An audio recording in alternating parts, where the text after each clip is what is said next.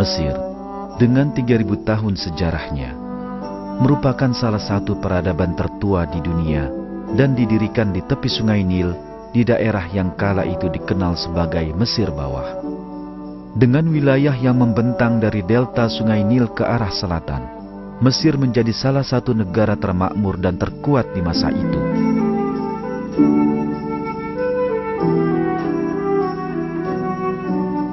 Bangsa Mesir memiliki pengetahuan maju dalam bidang matematika, astronomi, arsitektur, dan seni. Dengan pengetahuan yang mereka peroleh, mereka membangun istana dan piramida yang rahasianya masih belum terungkap sampai hari ini. Peradaban Mesir kuno mengenyam masa jayanya dalam panggung sejarah selama kurun waktu yang diperuntukkannya dan kemudian sirna. Mesir kuno yang tampak sangat beradab di permukaan, sejatinya adalah sebuah tatanan yang didirikan di atas darah dan air mata orang-orang tidak berdosa. Sungguh, Allah menggambarkan Mesir kuno dalam Al-Quran sebagai contoh nyata sebuah sistem pengingkaran terhadap Allah. Dalam salah satu ayat Al-Quran, salah seorang penguasa Mesir yang kejam, Fir'aun, menyatakan ketuhanannya dalam kata-katanya sendiri. Hai kaumku, bukankah kerajaan Mesir ini kepunyaanku, dan bukankah sungai-sungai ini mengalir di bawahku? Maka apakah kamu tidak melihatnya? Bangsa Mesir menyembah berhala yang mereka buat dengan tangan mereka sendiri dan mengharapkan berkah dari patung-patung ini. Salah satu penyimpangan utama dalam sistem pengingkaran ini adalah para raja yang menganggap diri mereka sendiri sebagai Tuhan. Para raja yang percaya bahwa diri mereka adalah Tuhan akan menikahi saudara wanita mereka sendiri untuk menghindari percampuran darah mereka dengan orang biasa. Mereka akan memaksakan titah ketuhanan yang mereka putuskan menurut nafsu dan keinginan duniawi mereka sendiri pada orang-orang di sekitar mereka dan menghabisi siapapun yang melawan perintah mereka. Raja-raja ini adalah para Fir'aun yang memerintah peradaban Mesir selama ratusan tahun. Begitu besar kekuasaan para Fir'aun atas bangsa Mesir sehingga setiap orang tunduk kepada mereka. Raja-raja ini adalah pemerintah, pemilik dan pengatur seluruh negeri, wilayah negara, dan sungai Nil. Semua bentuk produksi di negeri itu disimpan dengan pengawasan ketat dan dipersembahkan kepada sang Fir'aun. Fir'aun pada gilirannya menikmatinya dengan sangat tidak adil untuk kepentingan kalangan yang terdekat dengannya. Orang-orang selain orang Mesir tidak memiliki hak hidup atau berbicara, sebagai akibat ketidakadilan yang disebabkan kekuasaan dan pemerintahan para Fir'aun yang tidak berpendirian. Budak-budak yang bukan orang Mesir mengalami penindasan terberat. Pemerintahan kerajaan dan perbudakan telah ada pada semua peradaban dalam sejarah. Tapi pedihnya penderitaan budak-budak di Mesir belum pernah terjadi dalam peradaban lain manapun. Setiap Fir'aun dalam sejarah Mesir kuno memiliki kuil-kuil dan kota-kota yang dibangun untuk menunjukkan kekuasaan dan kekayaannya. Beribu-ribu budak dipekerjakan dengan kejam hingga tewas dalam pembangunan kota-kota ini. Mereka tidak berhak untuk beristirahat. Budak-budak tidak pernah dianggap sebagai bagian bangsa Mesir. Mereka tidak mendapat hak hidup dan kebebasan berbicara, sementara orang Mesir hidup dalam kecukupan dan kemewahan.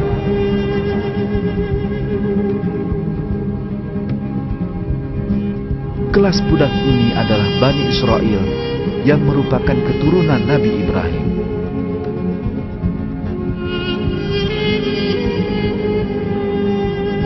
Menurut ayat-ayat Al-Quran, orang Mesir memperbudak dan menindas Bani Israel untuk mempertahankan terus berlangsungnya sistem perbudakan. Penindasan terhadap Bani Israel telah mencapai suatu tingkat di mana jumlah mereka pun dibatasi. Wanita-wanita yang mampu bekerja dibiarkan hidup, dan anak-anak lelaki yang baru lahir dibunuh tanpa belas kasihan.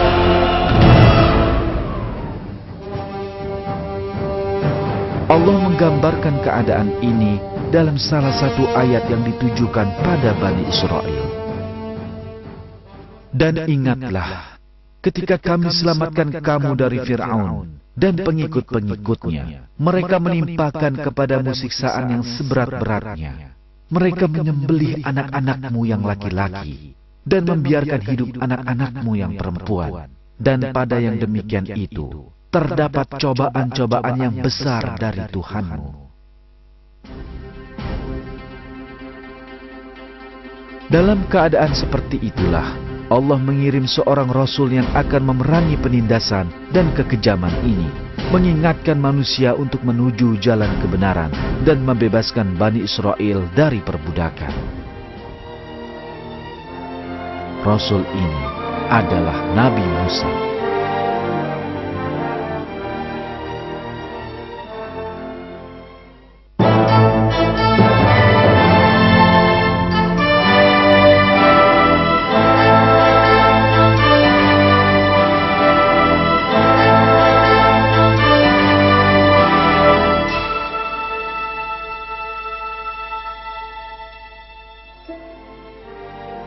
Nabi Musa dilahirkan dari sebuah keluarga Bani Israel yang diperbudak. Ibunya khawatir anak laki-lakinya akan dibunuh oleh tentara Fir'aun. Kekhawatiran ini berlanjut sampai ia menerima ilham dari Allah. Allah mengilhamkan kepada ibu Nabi Musa apa yang harus dilakukannya. Sebelum orang-orang suruhan Fir'aun berkesempatan membunuh bayi ini, ibu Nabi Musa meletakkannya di dalam sebuah peti dan menghanyutkannya di sungai Nil. Aliran sungai membawa Nabi Musa menuju istana Fir'aun. Maka dipungutlah ia oleh keluarga Fir'aun, yang akibatnya dia menjadi musuh dan kesedihan bagi mereka.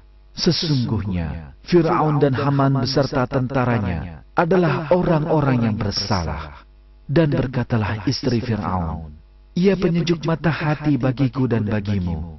Janganlah kamu membunuhnya. Mudah-mudahan ia bermanfaat kepada kita, atau kita ambil ia menjadi anak." Sedang mereka tiada menyadari. Demikianlah, sesuai takdir yang telah Allah tetapkan, Fir'aun dan keluarganya menyelamatkan Nabi Musa dari sungai dan mengangkatnya sebagai anak. Nabi Musa mulai dibesarkan sebagai seorang bangsawan Mesir di istana Fir'aun.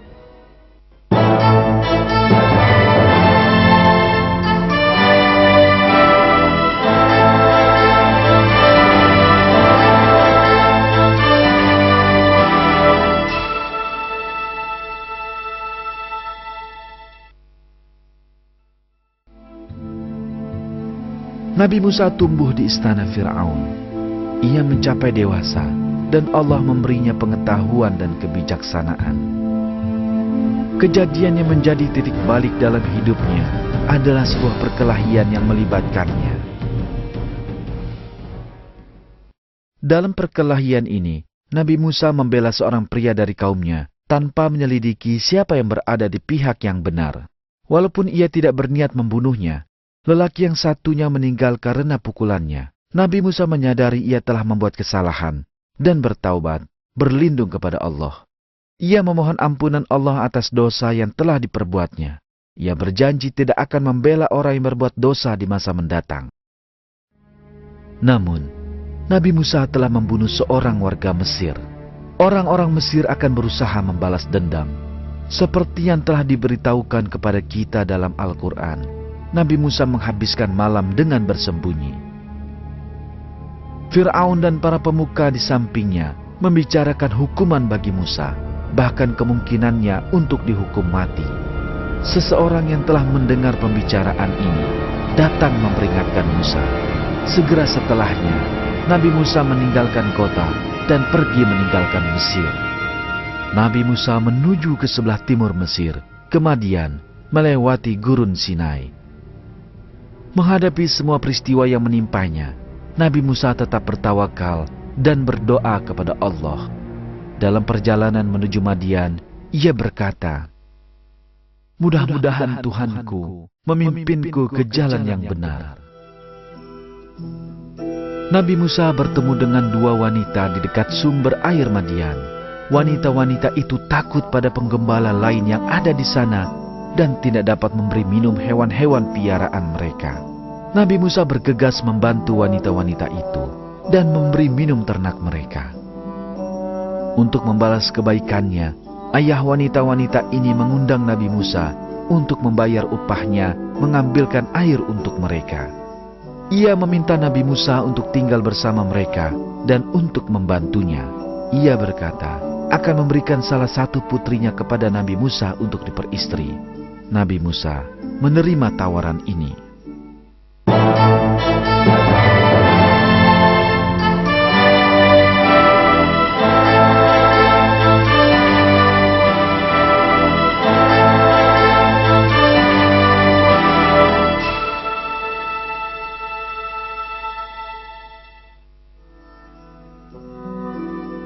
Musa menepati kesepakatan yang ia buat dengan lelaki tua itu dan tinggal di Madian selama bertahun-tahun. Setelah kesepakatan ini berakhir, Musa dan keluarganya meninggalkan Madian. Dalam perjalanan mereka, Musa melihat api di kejauhan di sisi Gunung Sinai yang dilewatinya bersama keluarganya. Ketika mereka mencapai api tersebut, Allah memanggil Nabi Musa dan mewahyukan, "Hai Musa, sesungguhnya aku inilah Tuhanmu, maka tanggalkanlah kedua terompahmu. Sesungguhnya kamu berada di lembah yang suci tua, dan aku telah memilih kamu. Maka dengarkanlah apa yang akan diwahyukan kepadamu. Sesungguhnya aku ini adalah Allah, tidak ada Tuhan yang hak selain aku. Maka sembahlah aku dan dirikanlah sholat untuk mengingat aku." Ini adalah wahyu pertama yang diterima Nabi Musa. Kini ia menjadi Rasul Allah. Allah memerintahkan Musa untuk meletakkan tongkatnya. Tongkat tersebut tiba-tiba berubah menjadi ular. Seketika itu, Nabi Musa berusaha melarikan diri, namun Allah memberitahunya agar tidak takut dan mewahyukan bahwa ia aman dari bahaya. Nabi Musa memungut tongkatnya. Tongkat ini kemudian menjadi mukjizat pertama yang digunakannya untuk menghadapi Fir'aun. Allah memberi Nabi Musa sebuah mukjizat kedua. Ia meletakkan tangannya di bagian depan bajunya, dan ketika ia mengangkatnya, tangannya putih bersih tanpa noda. Bersama mukjizat dan ajarannya ini, Allah memerintahkan Nabi Musa untuk menemui Fir'aun. Allah juga menjadikan saudara Musa, Harun, sebagai seorang nabi dan pendamping Nabi Musa. Maka datanglah kamu berdua kepada Fir'aun dan katakanlah, sesungguhnya kami berdua adalah utusan Tuhanmu. Maka lepaskanlah Bani Israel bersama kami, dan janganlah kamu menyiksa mereka. Sesungguhnya kami telah datang kepadamu dengan membawa bukti atas kerasulan kami dari Tuhanmu, dan keselamatan itu dilimpahkan kepada orang yang mengikuti petunjuk.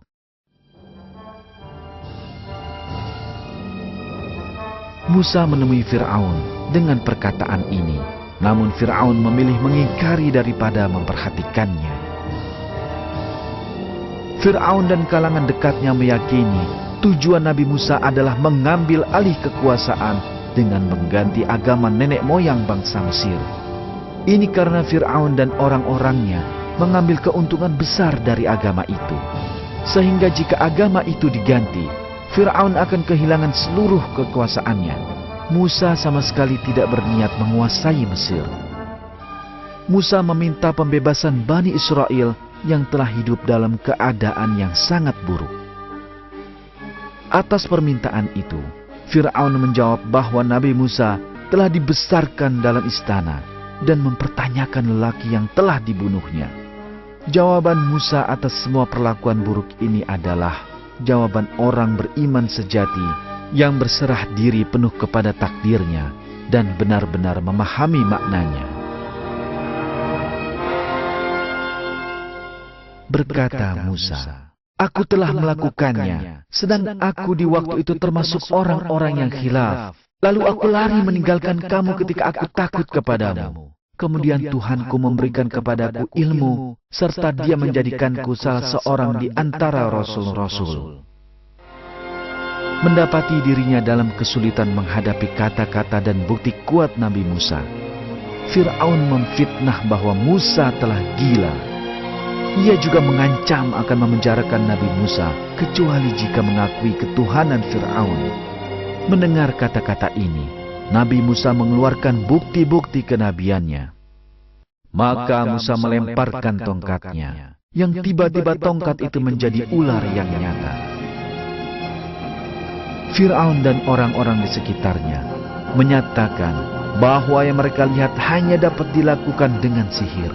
Ini dikarenakan mereka secara membabi buta mengikuti agama penyembah berhala yang mereka warisi dari nenek moyang mereka. Mereka mencari tandingan untuk Nabi Musa yang mereka tuduh sebagai penyihir.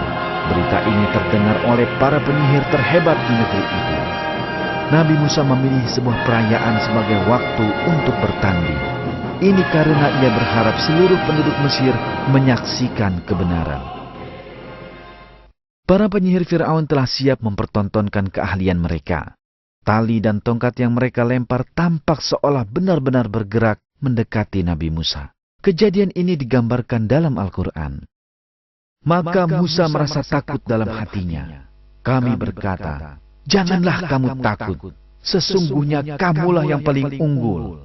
Dan lemparkanlah apa yang ada di tangan kananmu. Niscaya ia akan menelan apa yang mereka perbuat. Sesungguhnya apa yang mereka perbuat itu adalah tipu daya tukang sihir belaka, dan tidak akan menang tukang sihir itu dari mana saja ia datang." Kemudian Musa melemparkan tongkatnya. Apa yang terjadi sungguh mengejutkan para penyihir itu. Ketika mereka mengelabui orang-orang dengan membuat mereka percaya bahwa tongkat dan tali itu benar-benar bergerak, tongkat Nabi Musa menelan semua jampi-jampi mereka. Lalu tukang-tukang sihir itu tersungkur dengan bersujud, seraya berkata, "Kami telah percaya kepada Tuhan Harun dan Musa." Mukjizat Nabi Musa adalah suatu jalan bagi para penyihir untuk menjadi beriman kepada Allah. Namun Fir'aun begitu sombong, sehingga ia mengancam membunuh orang-orang ikhlas yang telah memilih untuk beriman. Berkata Fir'aun, "Apakah kamu telah beriman kepadanya sebelum aku memberi izin kepada kamu sekalian? Sesungguhnya ia adalah pemimpinmu yang mengajarkan sihir kepadamu sekalian. Maka sesungguhnya aku akan memotong tangan dan kaki kamu sekalian dengan bersilang secara bertimbal balik. Dan sesungguhnya aku akan menyalib kamu sekalian pada pangkal pohon kurma.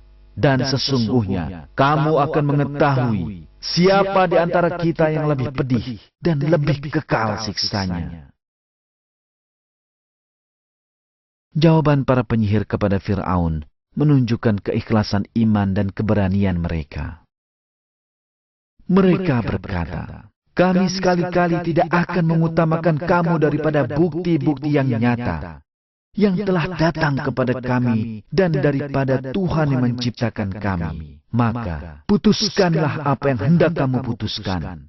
Sesungguhnya kamu hanya akan dapat memutuskan pada kehidupan di dunia ini saja.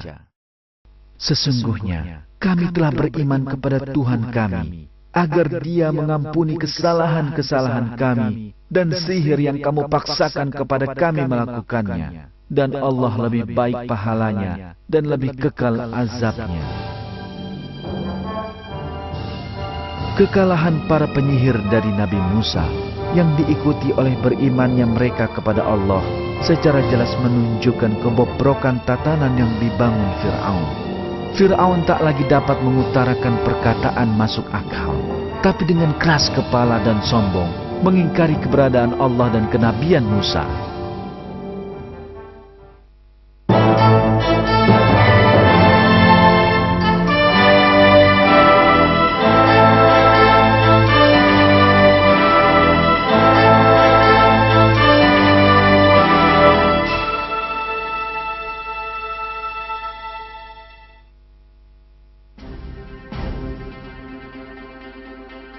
Satu demi satu, Allah mengirim berbagai bencana kepada Fir'aun dan pengikutnya, yakni kaum yang berkeras kepala dalam pengingkaran. Pertama, satu masa kekeringan yang panjang dimulai di Mesir, di mana air merupakan kebutuhan utama. Hasil pertanian berkurang dan diikuti bencana kelaparan. Bencana terjadi di mana-mana di negeri tersebut. Walaupun begitu, Fir'aun dan kalangan terdekatnya tidak meninggalkan perilaku syirik sesat mereka, serta bersikukuh mengikuti agama nenek moyang mereka. Namun, ternyata bencana yang menimpa mereka belum semuanya. Allah menurunkan banyak bencana lagi pada kaum ini.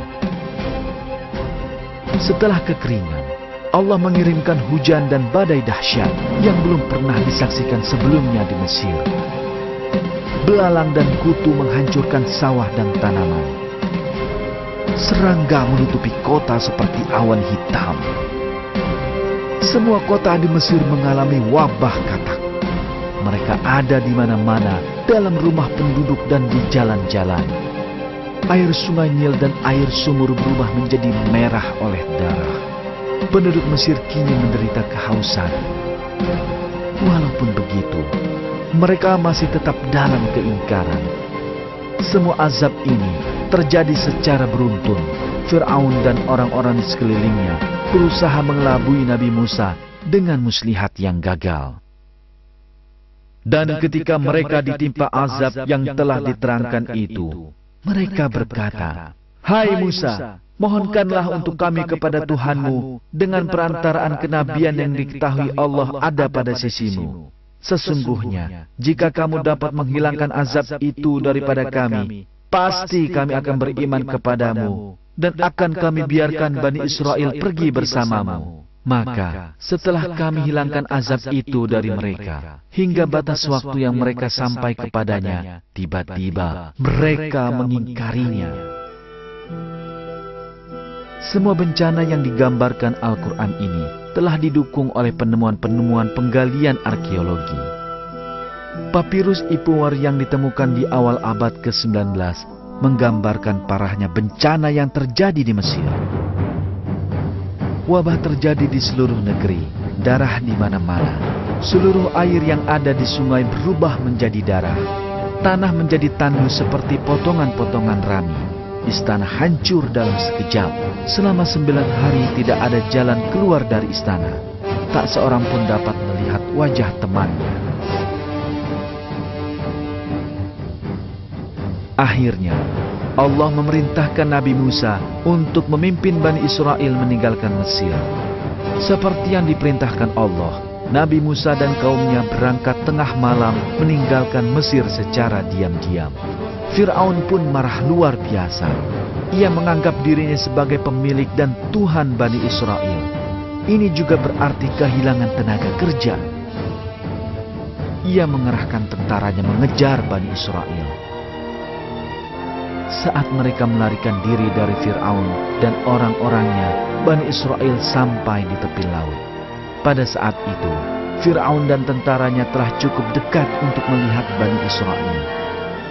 Kepanikan dan keputusasaan melanda pengikut Musa. Tak ada jalan meloloskan diri. Namun, Nabi Musa berserah diri kepada Allah dengan ketawakalan yang besar. Musa menjawab, "Sekali-kali tidak akan tersusul. Sesungguhnya Tuhanku besertaku. Kelak Dia akan memberi petunjuk kepadaku." Ketika diperintahkan Allah untuk memukul lautan dengan tongkatnya, seperti digambarkan dalam surat 26 ayat 63, Nabi Musa pun melakukannya. Dengan ajaib, Allah membelah laut itu sehingga terbentanglah jalur kering di tengahnya yang segera diseberangi oleh Bani Israel.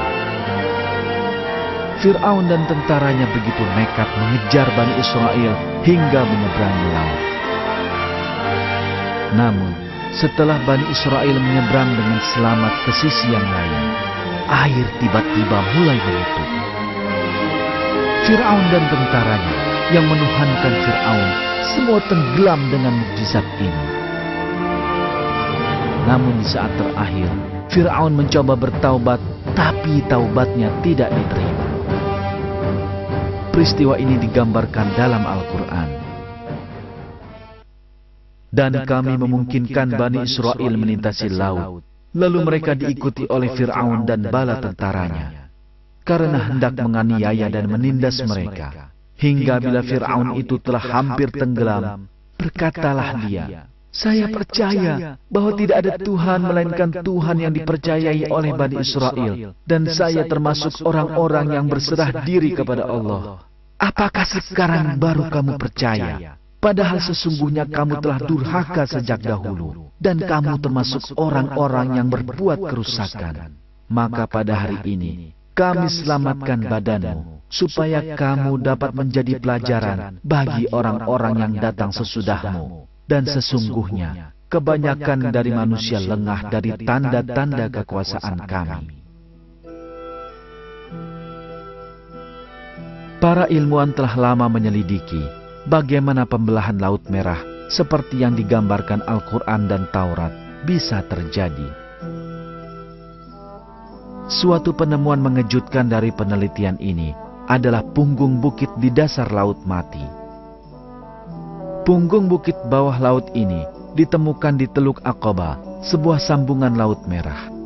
Menurut salah satu tafsir, jalur yang digunakan Nabi Musa terletak di sepanjang punggung bukit ini. Menurut para ilmuwan, sebuah angin kencang yang bertiup dari timur mungkin telah menyingkap punggung bukit ini. Doron Noff, profesor ilmu kelautan dari Florida State University, membangun sebuah tiruan lengkap dari punggung bukit di Laut Merah untuk menguji dugaan ini. Selama pengujian, Profesor Noff mengamati bahwa ketika angin ditiupkan pada sebuah tiruan ini, sebuah jalur kering benar-benar tersingkap. Penyeberangan Laut Merah oleh Nabi Musa mungkin terjadi dengan cara ini. Sudah pasti, Allah lah yang Maha Tahu akan hal ini.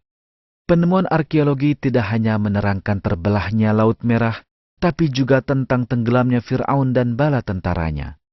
Selama bertahun-tahun, para ilmuwan mencari jejak tentara Fir'aun di kedalaman Laut Merah. Penelitian mereka telah sampai pada kesimpulan yang jelas. Gambar-gambar ini diambil di Teluk Aqaba yang menghubungkan semenanjung Sinai dan Saudi Arabia. Permukaan pasir mengingatkan akan punggung bukit dalam laut.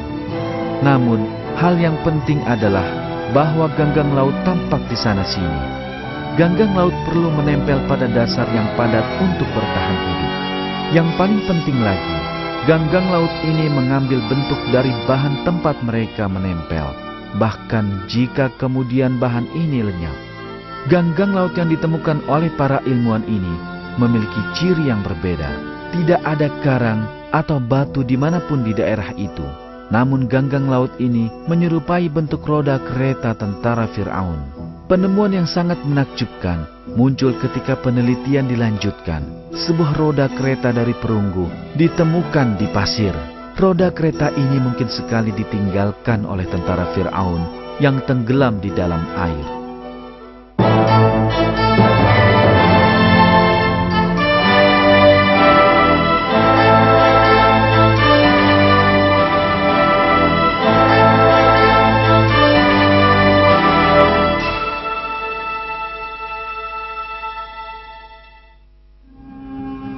Nabi Musa dan kaumnya menuju ke suatu tempat di mana mereka dapat hidup dengan aman. Namun, selama perjalanan, kebanyakan Bani Israel menunjukkan kelemahan iman dan akhlak. Bani Israel terkena pengaruh budaya Mesir dan menganut sejumlah kebiasaan dan pemikiran sesat mereka. Pertemuan mereka dengan sebuah suku penyembah berhala dalam perjalanan mereka menerangkan kecenderungan menyembah berhala ini.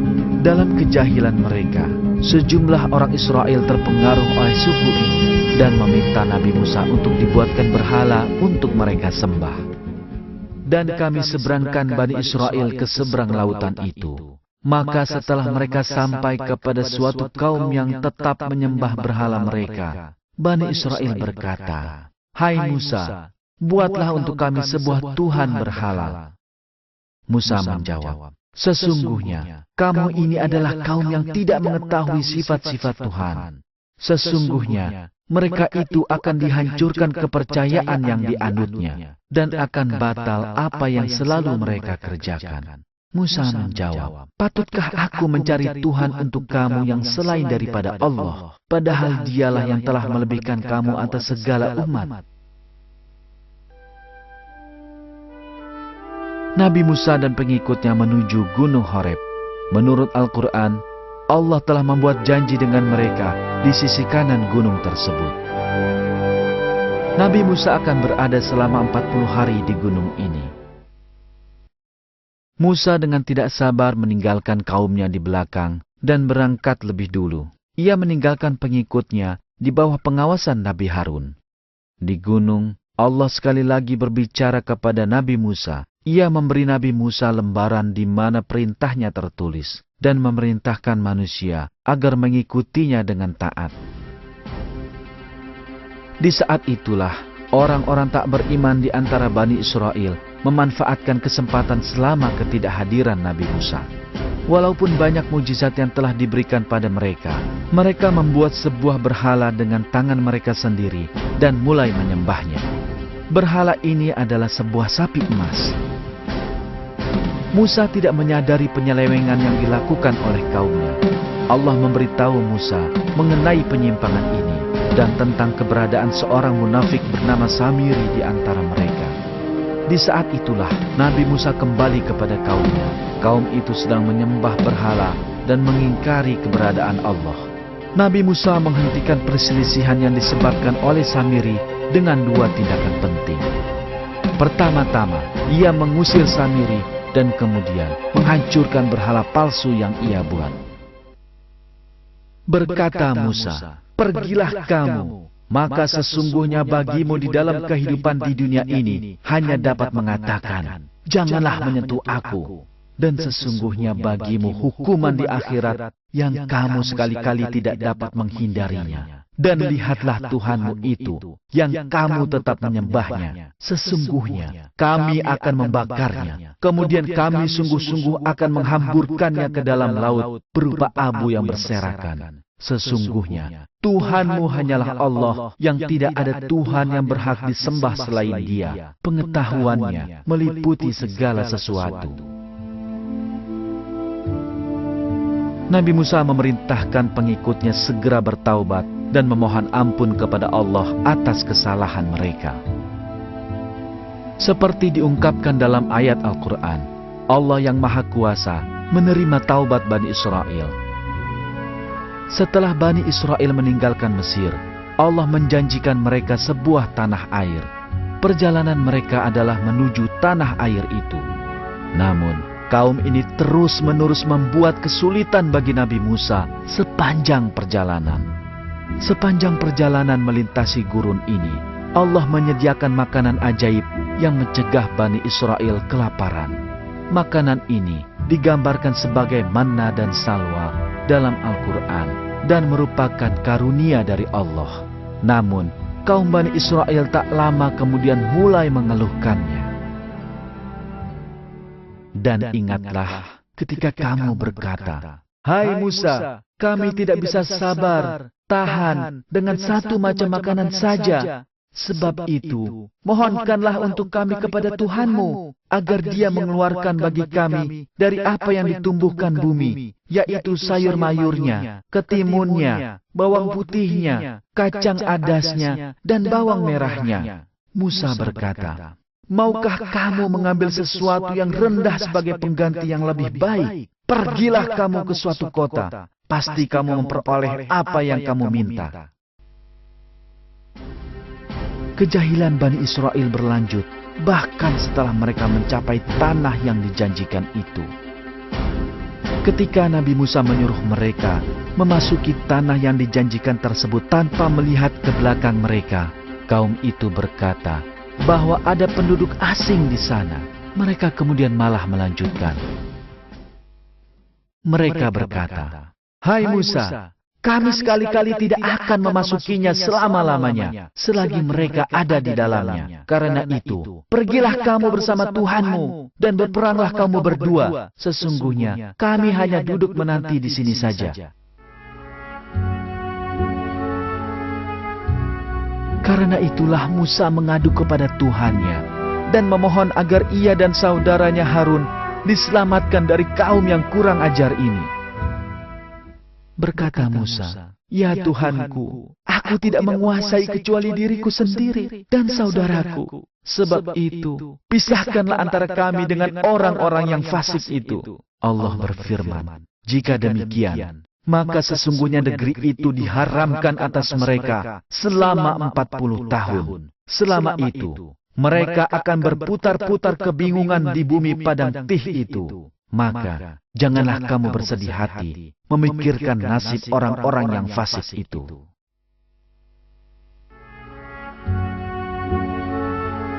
Bani Israel dilarang memasuki tanah yang dijanjikan itu selama 40 tahun. Karena kekurang ajaran mereka kepada Allah dan Rasul-Nya. Sepanjang hidupnya, Nabi Musa berjuang keras menyampaikan kepada kaumnya dan bangsa Mesir tentang agama yang benar dan berupaya membebaskan mereka dari keyakinan sesat mereka. Ia menghadapi semua rintangan yang menghadang jalannya. Ia berusaha menyampaikan risalah Allah, sekalipun dengan mempertaruhkan nyawanya. Selama masa itu, ia berserah diri kepada Allah dengan keyakinan dan iman yang tak terbatas. Bagaimanapun keadaannya, ia memohon pertolongan dan perlindungan kepada Allah.